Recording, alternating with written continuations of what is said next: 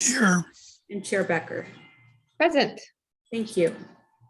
Thank you. All right, we'll try to get the flag up on the screen and we will have Board Member Walton lead us in the flag salute. Okay, thank you. Waiting for a flag. Yes. Don't see one. There we go. There we go. Okay, hand over heart. Oh boy, still Wait for not the there. flag. There we go. Okay. Ready, begin. I pledge allegiance to the flag of the United States of America and to the republic for which it stands, one nation, under God, indivisible, with liberty and justice for all. Nice speed up to catch up with the words. Thank you. All right. Are there any board comments or announcements today? Seeing none. All right. That brings us to a presentation. We have San Diego Gas and Electric update on summer preparedness. Thank you, Chair Becker, and I'm going to bring our representatives from San Diego Gas and Electric, who will be making a presentation to the board. I feel very fortunate that they have joined us today and will give us the board and our attendees the presentation. So, one moment. I'd like to introduce Caitlin Haley. She's a public affairs manager, or I'm sorry, here. And we have Sean Gahagan with us and Sarah Norton, who I'm having trouble. Here we go.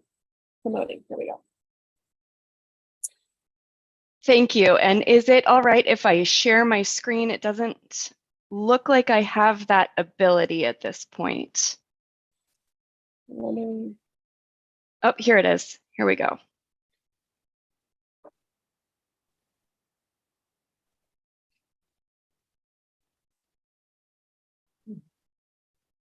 All right, can everyone see my presentation? Yes, very good. Wonderful. Okay. Good afternoon, board members. My name is Caitlin Haley. I'm a regional public affairs manager for SDG&E. We're here today to talk a little bit about wildfire preparedness and summer readiness. So, you know, our team spends a lot of time leading up to summer to ensure that the electric grid can meet reliability for the summer demand, particularly because everyone will be turning on their air conditioning to stay cool as temperatures heat up. We plan for summer by investing in infrastructure improvements and energy conservation incentive programs to enhance the reliability and resiliency of our system. Over the past 2 years, SDG&E has there we go. SDG&E has been working diligently to secure additional energy resources and has grown our contracted and owned energy storage portfolio by more than 260 megawatts. From Caitlin, yes. Caitlin, I don't know if you're supposed to be doing slides, but there is no movement on that. I'm prepping you. Oh, bear good. with me. Thank Yes, you. yes, Thank we're you. leading up to the first people. slide. This is just Very sort of good. a background on our headline here. So I'll run through this quickly before we get to the meat of the slides. From an electric supply perspective, our region is well positioned to meet customer demand, but because of the interdependency of California's electric grid, everyone must do their part to help address potential resource shortages when the grid is stressed. So here's our first slide. The state has added thousands of megawatts against a challenging backdrop, including the pandemic, lofty targets, and a focus on clean resources. While we're moving in the right direction for the longer term with the addition of new resources to the grid, a third year of significantly lower than normal hydro conditions and the projected increased possibility of extreme weather events in the West leaves the grid in an elevated state of risk for the summer. If you're interested in real-time data, you can go to this website on the screen, CAISO's outlook for the day, and you can see the grid status, current demand. An example of that is on this slide right below.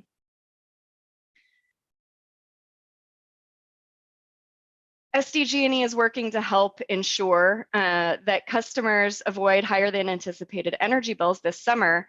We prepare for this every year, as I said. Our current forecasts project another hotter than average August and September. Our natural gas prices remain high due to national and international issues, and both of these issues will impact monthly bills as customers turn up their AC to stay cool. And those bill increases may extend into the winter months when folks turn on their heaters. So customers will receive a letter or an email from SDG&E in early August with information and education on how to manage their energy use and sign up for programs. I actually received mine today, so it's a little bit of ahead of the curve. We have also implemented new energy conservation incentive programs and are helping to augment Flex Alert awareness efforts to prepare our customers for the summer. Customers can learn more about programs and resources by visiting sdgne.com. Sorry, that's just sdge.com/myenergy. Now, on that website, you can, where you see the 5 items on the right of the screen, those are easy ways that folks can help contribute to conserving energy in the summer months, or apply for some incentive programs. So you can create an energy savings action plan on my account. You can switch to using your higher demand appliances during off-peak hours. You can enroll in power saving rewards programs. You can check your AC filter and your clothes dryer's vents. Very important to do both on a regular basis, not just for energy usage, but also for wildfire preparedness. And you can enroll in available assistance programs for those eligible. Customers also, in August and September, will be seeing some, or residential customers, that is, will be seeing some bill credits thanks to the California Climate Credit Program from the CPUC. And this is a state program that requires industries that emit greenhouse gases to buy carbon pollution permits. The credits on customers' bills in August and September represent their share of the payments from the state's program and provide customers with an increased opportunity to invest in energy saving products. And now I'll pass it over to my colleague, Sean. Caitlin, before you leave, yeah, I just want to have you clarify and confirm that Clean Energy Alliance customers are eligible for all of those programs you talked about, and they also will get that climate credit, correct? I believe so. Yeah, that's correct. Okay. Good. Thank you. We appreciate the information. Can you also send us the presentation so we can post it to our website, and then those customers who would like to click the links or see the information again, they have it. It's handy. Absolutely. Then? Yeah, I know it was quick, and I dropped some websites in there, so we're happy to share. Thank you. All right, Sean, are you on? Yes, I'm here. Thank you, Caitlin. All right. Good afternoon, everyone. My name is Sean Gehagen. I'm the Wildfire Mitigation Program Manager here at San Diego Gas and Electric. And I want to talk through a couple of our wildfire and PSPS risk reduction items that we're working through as part of our wildfire mitigation plan. Caitlin, if you could advance thank you.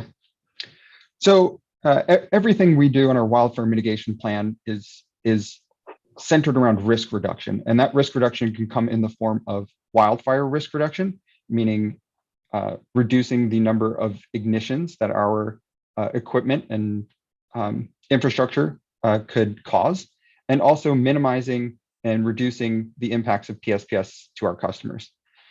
So far, we've fire hardened approximately 25% of our distribution network in the high fire threat district in the HFTD. And our traditional hardening programs have reduced the fault rate on our distribution system, and the faults being overhead faults that could lead to an ignition by about 45% so far. And we're looking to increase that number even more by doing more covered conductor and more undergrounding in our high fire threat district areas. Covered conductor, we estimate, is about 65% of a reduction in the fault rate, and undergrounding, 98% or more reduction in the fault rate for faults that could lead to ignitions. We've also been hardening our transmission system against wind and fire impacts, and we've seen an 84% reduction in our fault rate and ignition rate on the transmission system where we've hardened the system. We're doing some additional inspections across, and we've started using drones to get a top-down view of our infrastructure instead of that bottom-up view we get from our ground-based inspections typically. And by the end of this year, we're going to have flown a drone and gotten detailed high-resolution images of all of our poles and equipment in the HFTD with those drones. Some of our other mitigations we've put in place, we have sensitive relay settings that we enable when fire conditions become extreme, and we are yet to have an ignition downstream of the circuits where those sensitive relay settings are enabled. We've been replacing our fuses in the HFTD with new CAL FIRE approved fuses, and again, are yet to see an ignition because of these fuse operations in the HFTD. And we've expanded our clearances we seek to obtain with our vegetation management program to reduce the impacts of vegetation coming into contact with our lines and potentially starting ignitions. And we've been trimming approximately 12,500 trees a year to the greater than recommended clearances in the HFTD, again, to reduce the risk reduction of wildfire. We've also been working hard to reduce the impacts of PSPS. I mentioned undergrounding before. We're undergrounded about 20 miles of distribution infrastructure last year. We're targeting about 50 miles this year and continuing to ramp that number up as we gain more experience. And undergrounding has that dual benefit, as I mentioned before, reducing wildfire risk on those circuit segments by over 98%, and also eliminating the need for PSPS to customers fed by underground circuit segments. We've been doing more risk modeling to know where we should be doing this work, where is the highest risk on our circuits, and where should we be really focusing our efforts. Doing more situational awareness. We have 221 weather stations in our service area, and we've been installing more cameras in there. And those cameras have artificial intelligence smoke detection. So if there is a fire, the cameras can pinpoint the location and we can send resources to the right area as fast as possible to mitigate the spread of that fire. And then for PSPS, increasing the amount of support and programs to our customers to reduce the impacts of PSPS. We've given out over 6,000 generators at this point to customers that have been impacted by PSPS to help them keep their critical, whether it's medical equipment, refrigeration, other items, keep those items up and running during PSPS events. And again, continuing our outreach and preparation for wildfire season with events like this. But we also have community wildfire safety fairs. We reach out to community-based organizations as well to help the public become as prepared as possible for wildfire season. If you go to the next slide, please, Caitlin.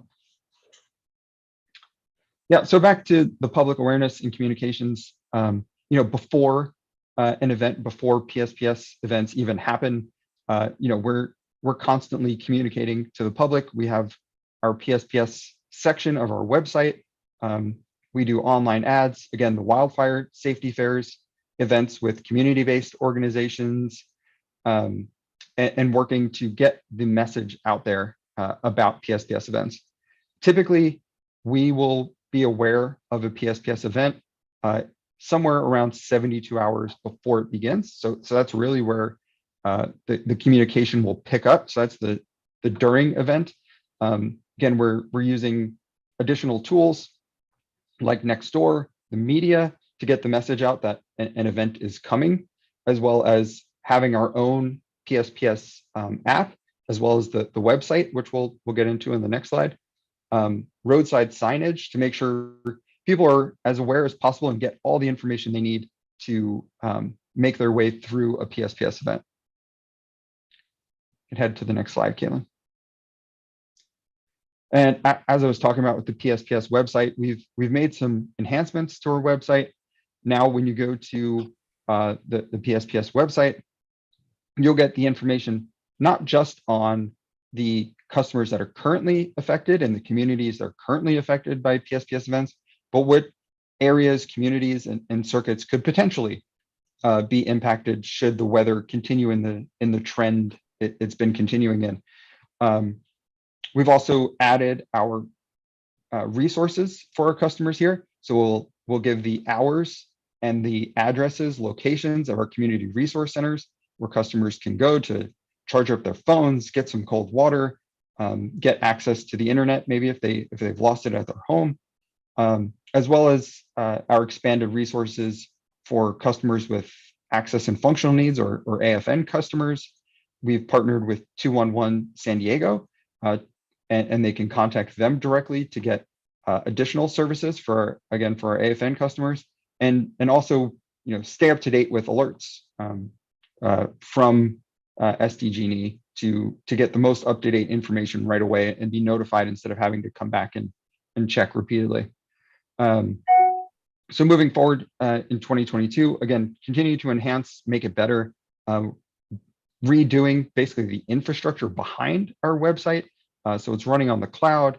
It's coded a little more efficiently so that the website will pop up a lot quicker, especially for those working on low-speed data connections. And again, providing everything that we can to our customers to keep them informed and with all the resources they'll need during an event. So I think that closes the presentation from my part. So I'll pass it back to Sarah or Caitlin, or I'm happy to take questions if there are any. And that's it with our organized presentation. We're just here to answer any questions. Very good. Lots of good information. Does anybody have any questions? It's also clear. Thank you. And we'll look forward to putting that on our website, and so everybody else can see it as well. So we really appreciate you guys coming. Thank you. Thank you. Thank you. Nice to be here. All right. Do we have any public comment today? We have no requests to speak. All right. Okay. We were on to the approval of the minutes for June 23rd, a special meeting closed session, June 23rd, 2022 special meeting, June 30th, 2022 regular meeting. So approved. Do I have a second? Second. Perfect. Call for the vote. Member Acosta, Yes. Member Walton, Abstain. Member Insco, Yes. Vice Chair Drucker, Yes. Chair Becker. Yes. Motion carries. Very good. All right. We have a consent calendar with 2 items. First, is there any member of the public that has pulled any item or request to speak? We have no requests to speak. All right. All right. Does anyone want to pull an item, or I'll entertain a motion to move the consent calendar? So moved. All right. Second. I'll go ahead and second. Call for the vote. Member Insco, Yes. Member Walton, Aye. Member Acosta, Yes. Vice Chair Drucker, Yes. Chair Becker. Yes. Motion carries. All right. New business. We are on to item number 3. This is our Clean Energy Alliance Chief Executive Officer, Operational, Administrative, and Regulatory Affairs update. Turn it back to you, CEO Boswell. Thank you, Chair Becker. And I will share my screen for our presentation. So as the slides, are they advancing? Looks so, yes, they are. Great, okay. So I have a couple of items from my report that I would like to highlight for the board today. The first is a discussion on SDG&E's rate change that went into effect on June the 1st. On June the 1st, SDG&E's rates did decrease approximately 4%. And in advance of that, SDG&E had filed an advice letter, which is a process they go through to notify the PUC about a rate change and the implementation. When the advice letter was filed in mid-May, and Ty Tosdahl will also talk more specifically about the process. But Clean Energy Alliance, along with San Diego Community Power, jointly filed a protest with the California Public Utilities Commission. And our protest was based on several factors, including that the rates were based on assumptions, outdated assumptions. These rates are not reflective of current market conditions, and that SDG&E would be under collecting. And since these rates went into effect, SDG&E has notified the PUC that they are now under collecting revenue. The PUC, you could say, agreed with us because they did not approve the advice letter. They set aside the advice letter. But because this was filed as what's known as a Tier 1 advice letter, the rates were allowed to go in automatically, go into effect automatically, even though the advice letter had not been officially approved. The PUC may still take action related to the protest that was filed by jointly by CEA and SDCP. Our rates that we set in early 2022, in January, the initial rates were set and then adjusted in February. We're set to meet our goal of achieving a 2% savings on the generation costs for our customers. Our rates are reflective of current market conditions, and we need to set rates that are sufficient to cover our operational costs. We aren't in a position to be able to undercollect of any portion of our costs. And so our revenues rates, the way they're set, do currently cover our operational costs. The rate decrease has different impacts on our customers. For those customers in Carlsbad and Del Mar that enrolled with us in 2021 and are within the 2020 PCIA or exit fee vintage, their bills are now slightly higher than SDG&E. The Solana Beach customers who are in a 2017 PCIA vintage, due to being implementing Solana Energy Alliance in 2018, still their average bills are still lower than SDG&E. This is a bill comparison looking at average usage for a customer in the 2017 PCIA vintage on the time of use TOU DR1 rate.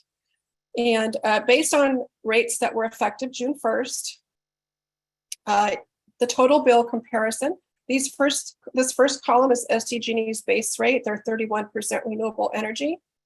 The next three columns represent Clean Energy Alliance's 3 different power supply products. This second column is Clean Energy Alliance's Clean Impact, which is procured from 50% renewable energy sources.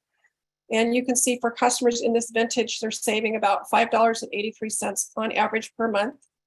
That's nearly 10% on the generation costs, which are the generation plus the premiums plus the exit fees. And total bill savings is about 3.75%. The next power supply product is the 75% carbon free, which is the power supply product selected by Solana Beach as the default. So most of the customers are in this power supply product. They're currently saving on average $5.42. And then those customers who have opted up to 100% renewable are saving about $2.73. This next slide demonstrates what rates were prior to the June 1st rate increase. And you can see there the rate savings, cost savings for our customers was significantly higher prior to the June 1st SDG&E rate change. For those customers that are in the PCIA vintage 2020, which would be customers in Carlsbad and Del Mar who started service in mid of 2021.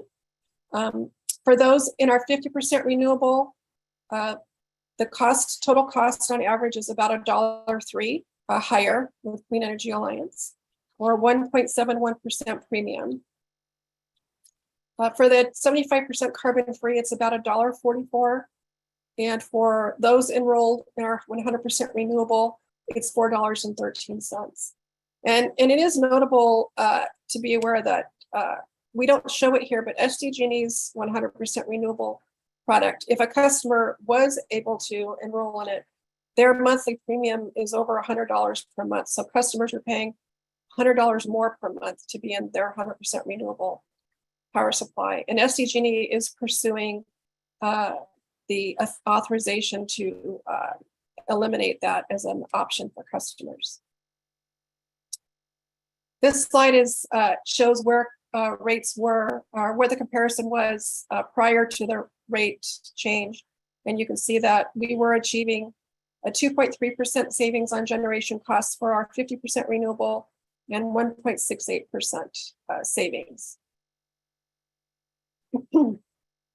So customers might be thinking, well, what are the benefits to me for paying that extra $1 or $1.45 per month to be a Clean Energy Alliance customer? Well, first and foremost, we were initially, Clean Energy Alliance was created by the cities of Carlsbad, Del Mar, and Sauna Beach, really for the purpose of reducing greenhouse gas emissions and helping those cities to meet their climate action plan goals. Our minimum power supply product comes from 50% renewable energy. We procure 50% of our energy we buy is from renewable sources. However, customers are defaulted into our 75% carbon-free power supply. And so our procurement, our sources are significantly higher, cleaner than SDG&E's.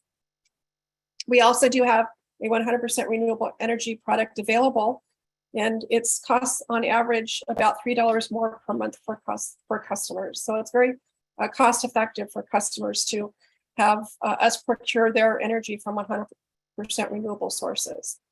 Again, as I mentioned, SDG&E is seeking to eliminate that program, and that premium is significantly higher. We are being effective in helping cities meet their climate action plan goals with our power supply products. We bring local control in rate setting, local control in decision making, and the revenue that's generated by the program stays local for the benefit of the communities. This current situation is a temporary situation. We know that SDG&E's rates will be going up. They have filed their rate application for their 2023 rates. And in that filing, it reflects that the generation rates or commodity rates will be going up in 2023. And the exit fees that our customers are paying are forecasted to go down. So we know that this situation where we're slightly, and it's just slightly higher, is temporary. I do want to note that with the timing of this rate change by SDG&E, we have an annual joint rate mailer. SDG&E and Clean Energy Alliance work together to put together a rate comparison that is mailed to customers annually, and they're due to customers by September 1st. And those mailers will be based on the June 1st rates. And so I want to make that note to the board. So I'll stop there and see if there's questions about the rates. And Ty's going to speak about this again in his presentation as well, and talk more about the PUC side of it. I think you make a really good point that it's a temporary situation. So thank you for pointing that out. We do have one question, Vice Chair Drucker. Yes, so I wasn't aware of this rate mailer going out on September 1st. That is purely driven by SDG&E. Do we have input into it? It's not driven by SDG&E. The timing of the mailer is set by the PUC in what's called the Code of Conduct. Typically, they go out July 1st. However, this year, prior to knowing that the SDG&E had a rate decrease coming, there was a request to delay those mailers. It was a joint request. We didn't protest, but there was a request to have those mailers go out a little bit later. This timing is consistent with the timing of when the mailers went out last year. So we did send them out at the same time last year as they're going out this year. The question I have is the verbiage on that. I mean, is this going to be a comparison, or is there any type of verbiage that explains the rate differential? The verbiage is language that's approved by the CPUC, It's quite generic. It in essence shows this chart. It does include SDG&E's 100% renewable. It also includes the power supply sources. So it shows where our energy is coming from. It shows where SDG&E's energy is coming from. But we don't have the ability to editorialize or add anything else. But what we can do is, at the time that these mailers go out, is go out and do marketing and outreach about the rates. And we're starting that now with this presentation, but also can go along with that, provide information about that to the community and share that it is a temporary situation, and we still have a goal of being competitive and setting rates that provide some savings to our customers. And go ahead. No, go ahead, Chair. So do they send this out as part of our bill, or do they send this out as a special letter? It's a special mailer. It's a postcard. This year, we will also, to save money, we will be, for those customers that have an email on file, we will be emailing the comparison instead of just mailing, and then that'll save the paper and the postage. So this mailer comes from us. It has both logos. It comes from both. We handle the mailing, and SDG&E will handle the emailing, since they hold all of those records. Okay, thank you. You're welcome. It might be worthwhile to put something on our website explaining. Board Member Walton. Thank you. Yeah, I don't think this is anything to stress out about, quite honestly. When we pitched the program, at least in San Marcos, promises were never made that it was going to be lower than SDG. And in the real world, the fact that it's $1 or $2 swing at any given time is effectively the same as SDG&E. I'd hate to call attention to it unnecessarily. And so maybe Barbara can tell us, in her experience, when this happens, I presume this isn't the first time this has happened, when it's $1 or $2 swing, do we get a response from the public, or is this the kind of thing that generates very little concern?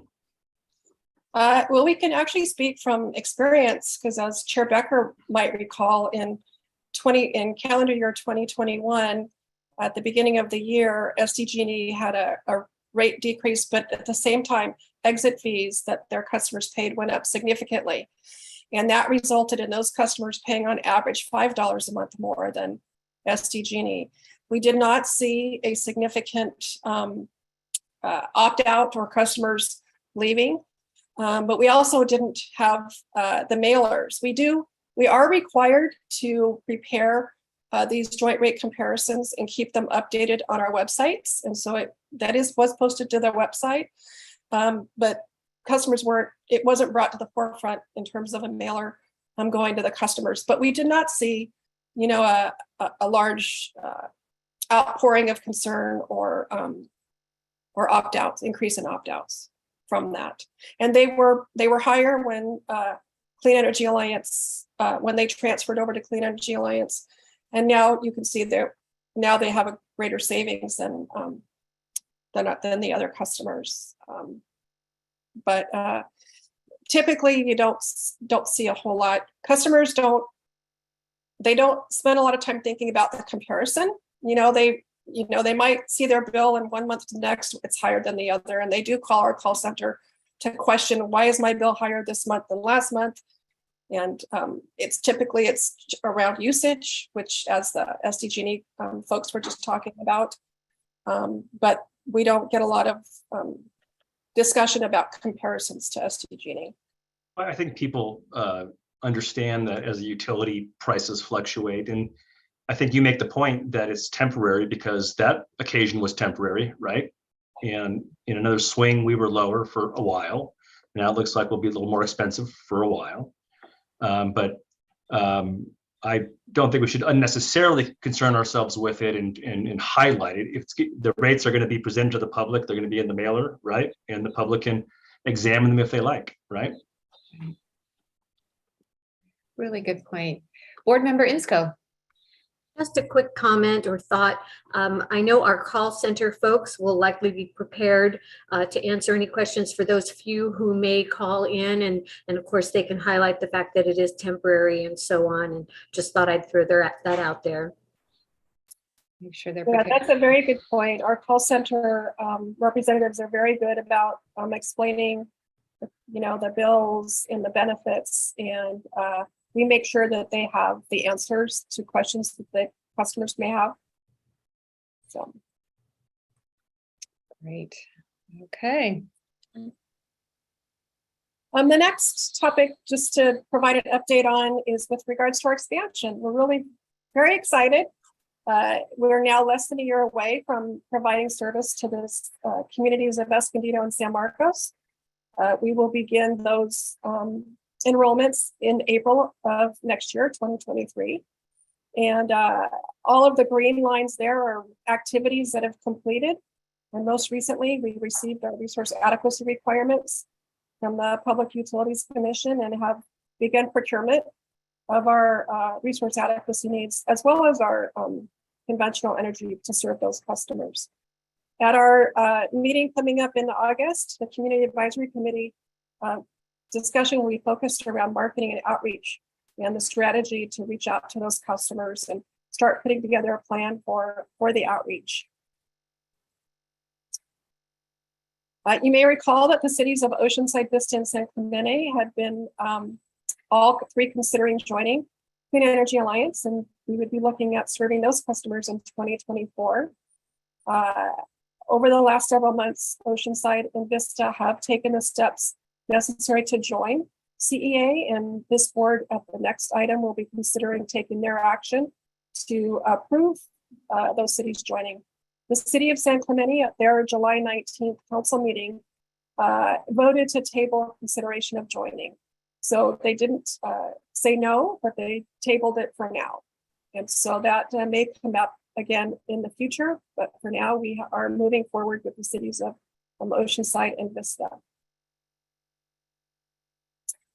And speaking of the Community Advisory Committee, we do have openings, vacancies for the city of Del Mar and city of Solana Beach. And we are accepting applications through July 31st. And information about the Community Advisory Committee, as well as applications, can be found on our website, which is thecleanenergyalliance.org. Chair Becker, I don't know if we have a question or. Is your hand up from before? I think it was, yeah, thank you. And I just wanted to actually thank you, Ms. Boswell, for your efforts in San Clemente. You really, you've gone to all these meetings and you really worked hard for us, and thank you. And I know you put your best foot forward, so thank you for all of that. Well, it's my pleasure. They didn't say no to us, but I'm good. Happy to continue the conversations when they're ready to resume them. Right, sounds good. Board Member Acosta? Yes, I just wanted to throw in my kudos as well to Ms. Boswell for her hard work, showing up, being there, and giving all the information, all the facts that any city needs to know if they want to join the JPA. So thank you for always being there and sharing all the information, being very transparent about the pros and cons, and well, just pros, because there's no cons of joining us. Thank you. Thank you. Okay. And that concludes my report, and I will stop sharing my screen and turn it over to our special counsel, Ty Tosdahl, who will provide their regulatory update. Thank you, Ms. Boswell. I'm going to go ahead and share my screen. One moment.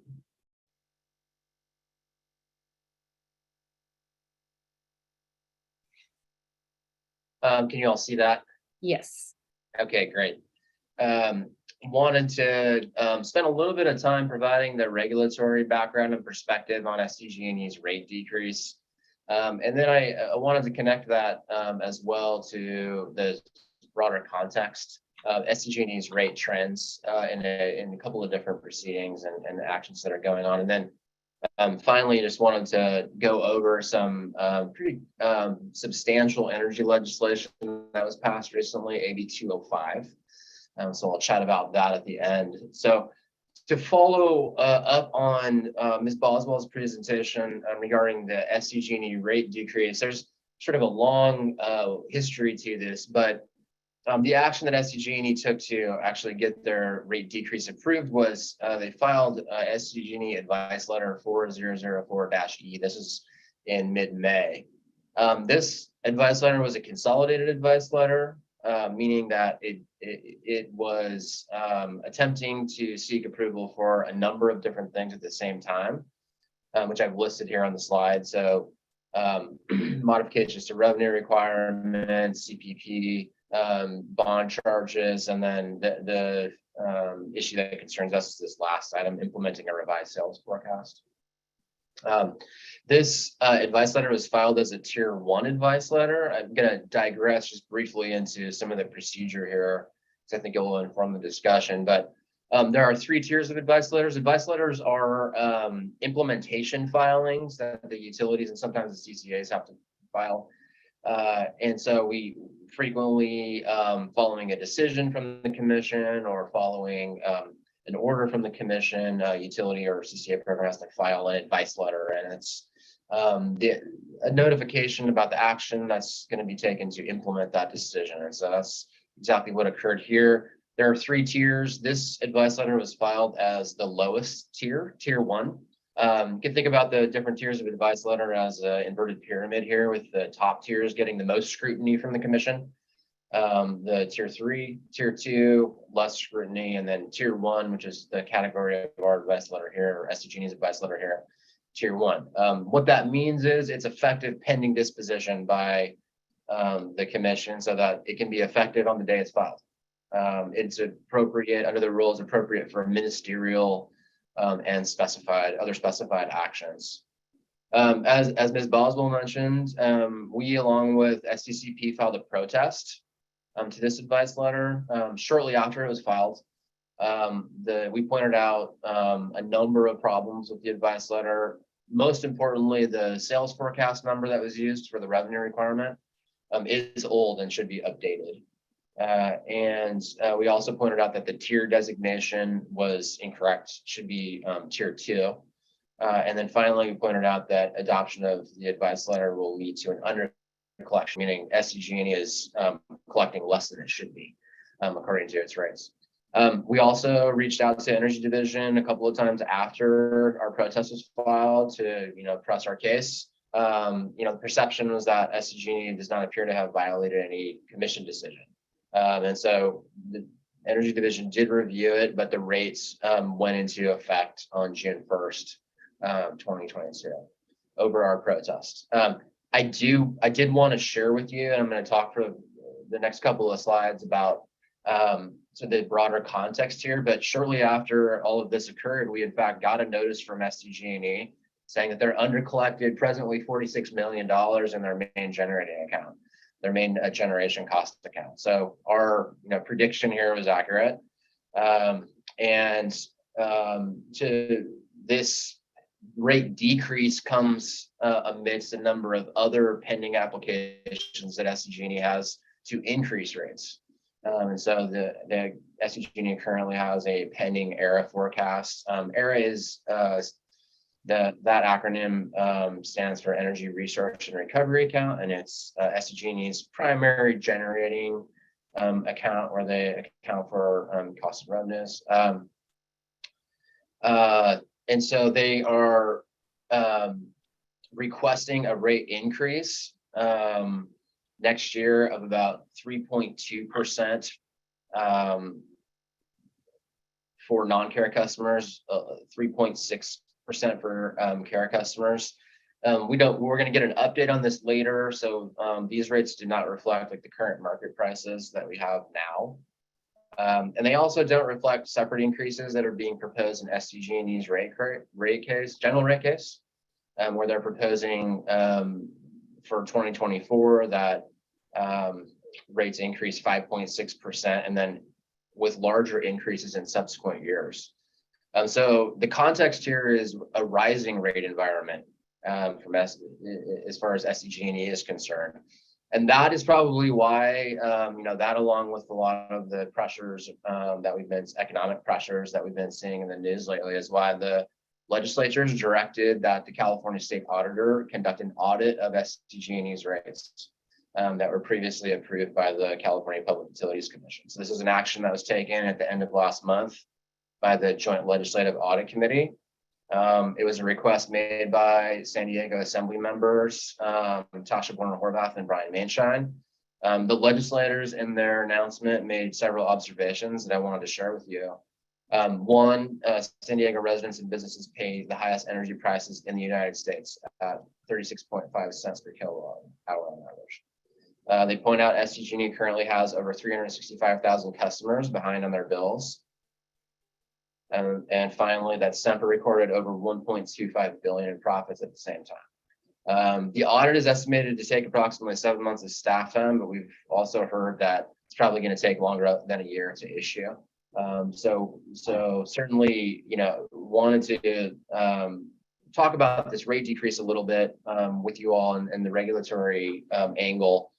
But also, I think the context is very important here. And so one of the points I want to emphasize is a point that Ms. Boswell made, that this rate decrease from SDG&E is certainly a temporary state of affairs.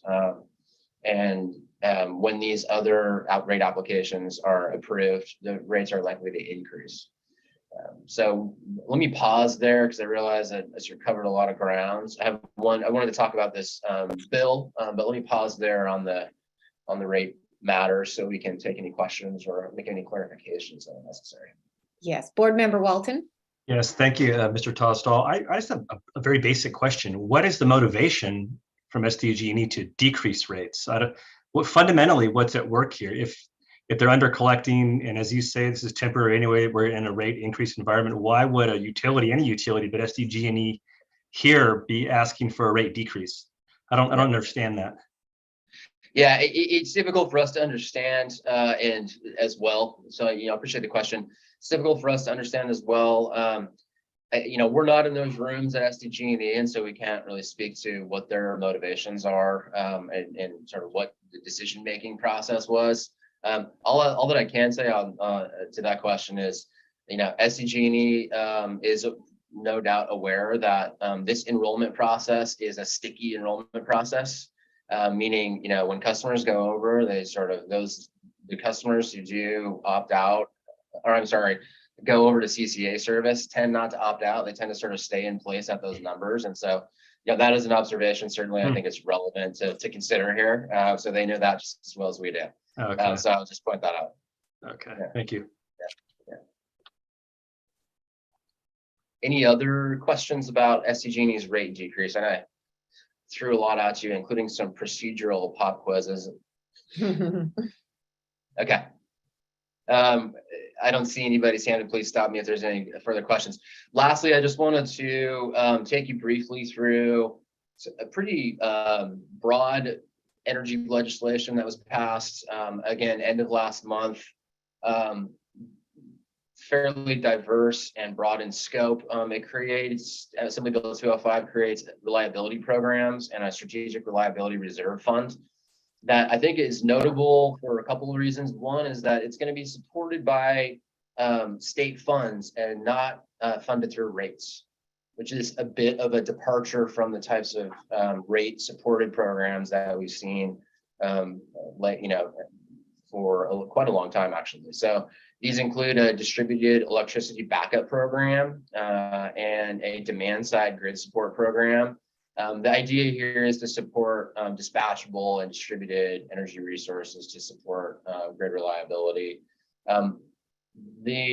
Another notable feature of this legislation is that the Department of Water Resources received new authorization to purchase, own, build, and contract for power related to this strategic reliability reserve. Some of you may remember that the Department of Water Resources was called upon during the energy crisis to actually buy power and supply it to California consumers. And so the Department of Water Resources is back in the game, it looks like. And they did get a pretty substantial authorization around, owning and operating power plants and so forth in this bill. We had some extensions on the arrearage schedule, and then some other rate-related statutory changes that we're looking into. The default two-tier rate structure that we're familiar with was eliminated for at least for default to default customers. And there's some language around the care discount that we're still analyzing, but as far as we can tell so far, prohibits double counting of the care discount. So there'll be more on this. All of these programs will have to be implemented primarily through the California Energy Commission. So we'll report back on these programs to the extent they're relevant to CEA's activities. So that's all I had for my report, and thanks for your attention. Great, thank you so much. All right, no other questions. Okay, we are on to item number 4. This is consider resolution authorizing the cities of Oceanside and Vista to become partners to the Clean Energy Alliance Joint Powers Authority Agreement and members of the Clean Energy Alliance and related actions. Thank you, Chair Becker. And Chair Becker, excuse me, can you just see if there's any public comment before we? Yes, I will. Is there any public comment on? We have no request to speak. All right. thank you, Chair Becker.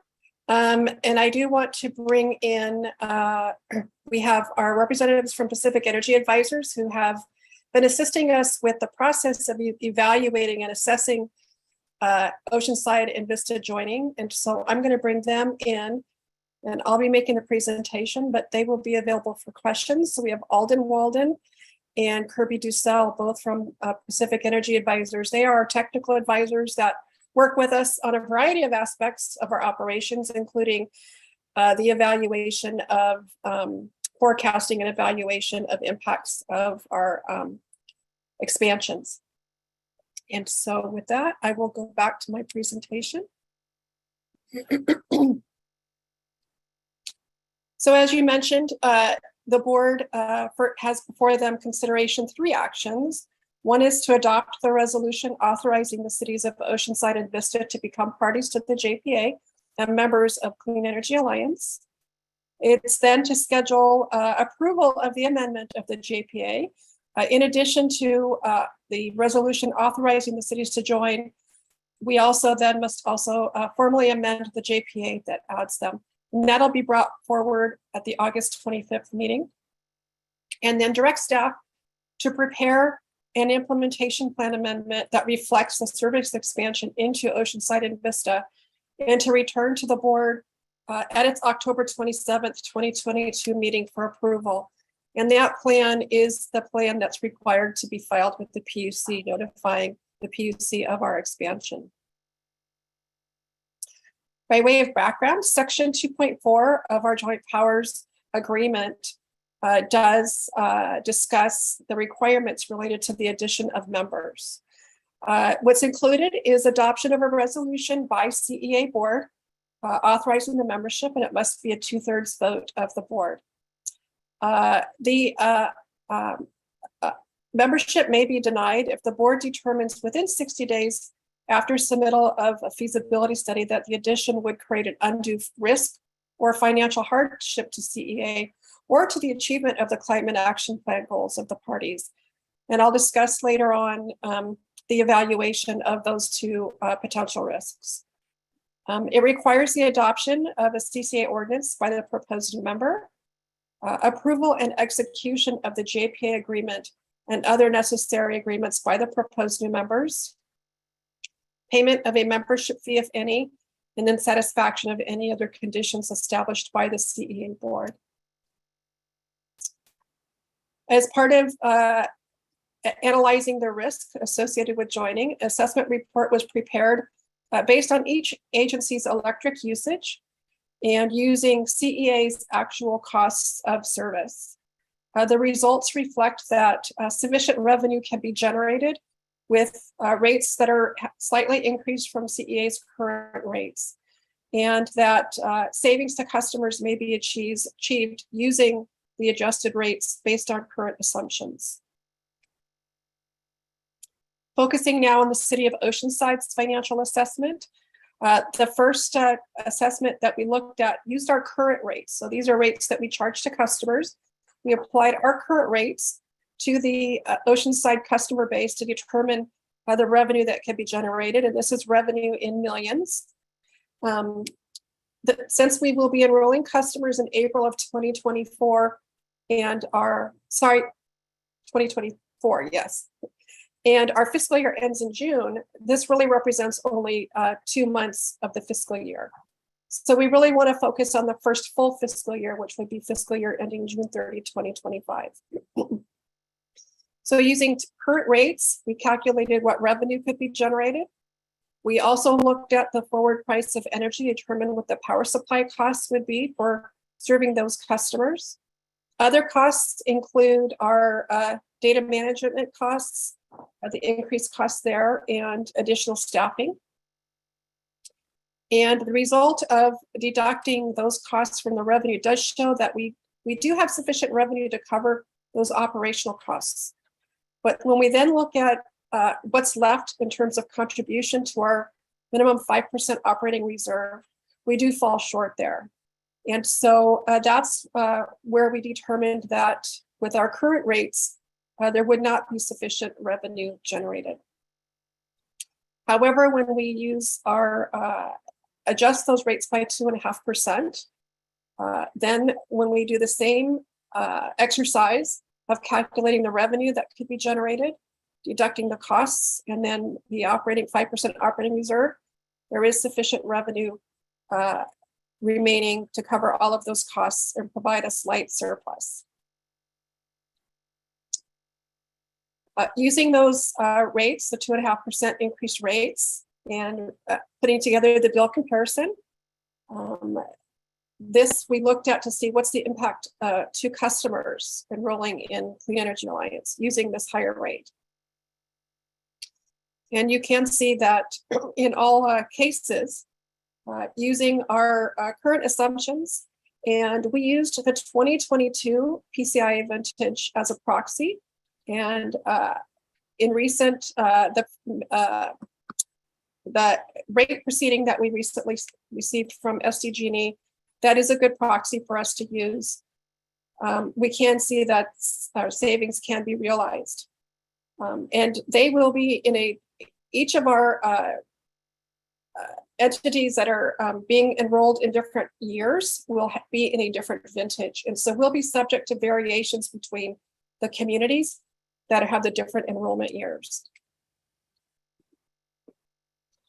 And then we went through the same process with the city of Vista using Vista's energy usage.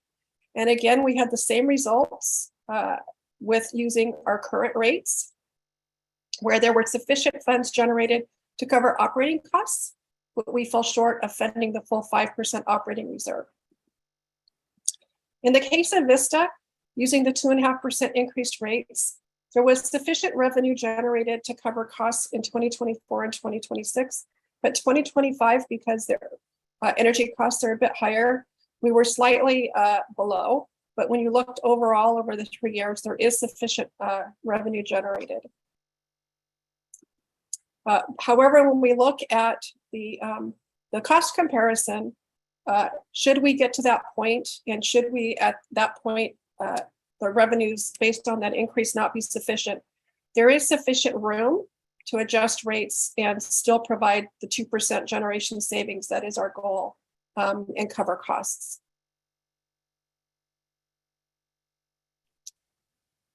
Combining the cities of Oceanside and Vista just to see the overall financial assessment to Clean Energy Alliance. Again, using the same assumptions, we have a slight deficit in fiscal year 2025, which is more than made up for in the following year, 2026.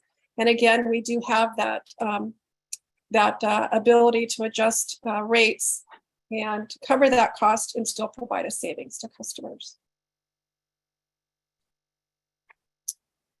Actions currently that have been taken by the cities of Oceanside and Vista include adoption of the ordinance establishing a CCA. Oceanside adopted their ordinance June 22nd, and it became effective July 22nd. Vista's ordinance was adopted June 28th and became effective 30 days after, July 28th. Both cities have provided approval of the JPA and execution of the JPA. And it is scheduled for execution by August 25th, when it will come before this board again. With regards to paying costs, Oceanside and Vista would be splitting the costs of the implementation plan amendment per CEA's policy. That's expected to be a not to exceed amount of $50,000. However, I will note that the same process was followed for the cities of Escondido and San Marcos, and we came in just around 15,000. So we did come in well under our not to exceed 50,000. The cities of Oceanside and Vista will be eligible to receive reimbursement of those costs within 3 years of CEA service commencement.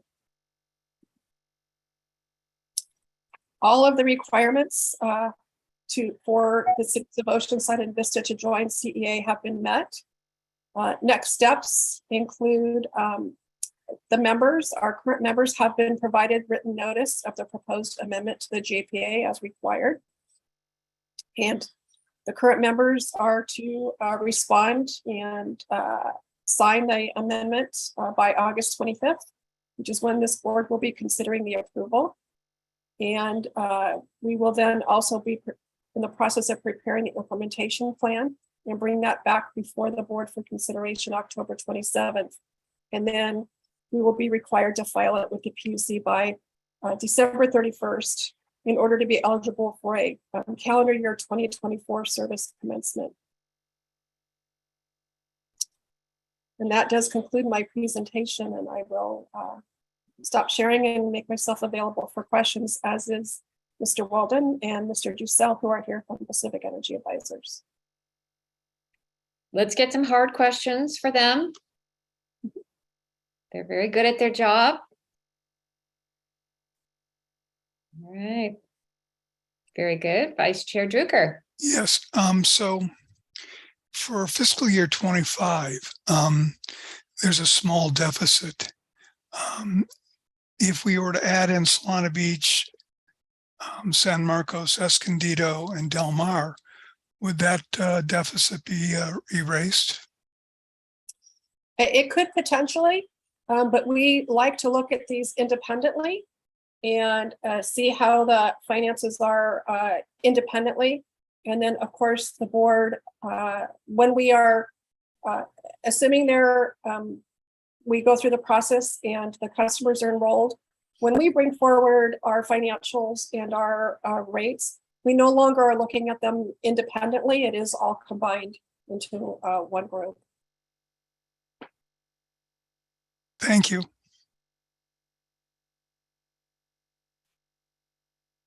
Right. I'm not seeing any other questions, and I think I asked, but I'll ask one more time if there's any public comment on this item. There is no public comment.